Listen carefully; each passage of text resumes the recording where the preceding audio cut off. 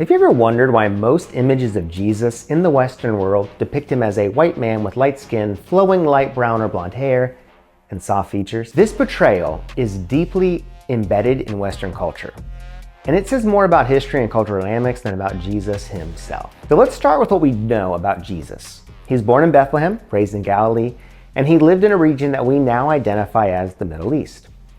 And as a Jewish man in the first century, his physical appearance would have reflected the traits that were common to people in that area.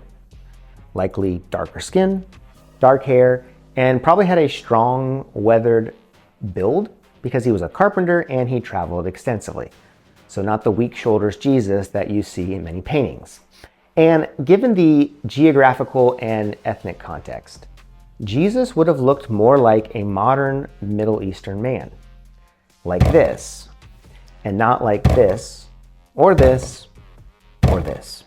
So how did this transformation occur? And the journey begins with the spread of Christianity throughout the Roman Empire.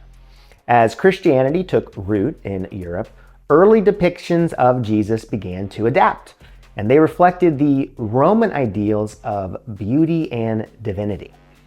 And so early Christian artists sought to make Jesus relatable to the people they were evangelizing. And this meant, in their minds, to portray him in ways that mirrored their own cultural aesthetics. And so by the Renaissance, artists like Michelangelo, Leonardo da Vinci, they created iconic representations of Jesus that solidified his European features for generations to come. Now, were these artists trying to whitewash history?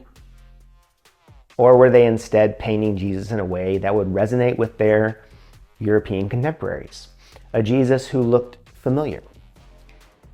While it's hard to say for certain, it's probably a combination of both. And the narrative takes a more complex turn during the age of European colonization, because it's a period marked by exploration, conquest, and the global spread of Christianity. And as European powers expanded their territories across Africa, Asia, and the Americas, they brought their religion with them. Christianity, however, was often intertwined with the political and economic motives of colonization. And so the image of a white Jesus became a potent symbol during this era, and it was used to strategically reinforce the ideological underpinnings of colonial rule. And European colonizers, they introduced Christianity as part of their civilizing mission, often positioning European cultures, and by extension, European religion, as superior. And so the portrayal of Jesus as white, it served in their minds to sanctify European dominance, casting whiteness in a divine life while diminishing the humanity and value of the indigenous peoples they encountered. And missionaries were among the first to introduce Christianity to colonized regions. And many missionaries, and I would argue probably most missionaries, genuinely sought to spread the gospel. However, their efforts were often accompanied by a Eurocentric worldview. And this worldview saw European culture as the pinnacle of civilization. And so the depiction of a white Jesus, it played a crucial role in this narrative because it conveyed the message that spiritual authority, spiritual salvation were intrinsically linked to European identity. And colonizers often used religion as a tool of control, seeking to erase indigenous beliefs and replace them with Christianity. And so the white Jesus became a symbol of this cultural eraser.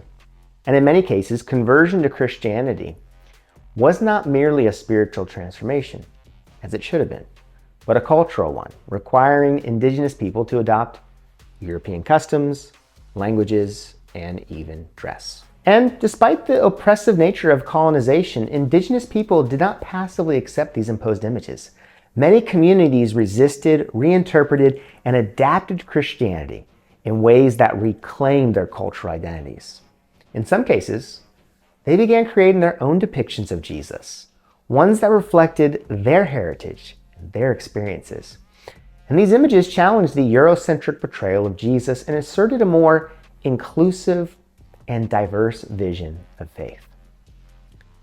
And the legacy of these colonial depictions of Jesus, they continue to be challenged in the 20th century, particularly during the civil rights movement. Leaders in these movements recognize the profound impact that imagery has on societal structures and began to reclaim and redefine the image of Jesus. Now, Black theologians in the United States, for instance, they emphasized a Black Jesus who stood in solidarity with the oppressed, a powerful symbol of resistance against racial injustice.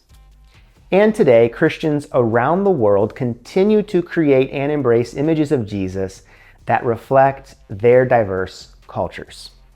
And these depictions celebrate the universality of Jesus, his message, a message that transcends cultural and racial boundaries, that ultimately affirms the dignity of worth of all people. And recognizing the historical context of the white Jesus image, it helps us understand the broader implications of how power, culture, and faith intersect. It also challenges us to embrace maybe a more expansive view of Jesus, one that honors his Middle Eastern roots, but also celebrates the myriad of ways he's understood and worshiped across the globe.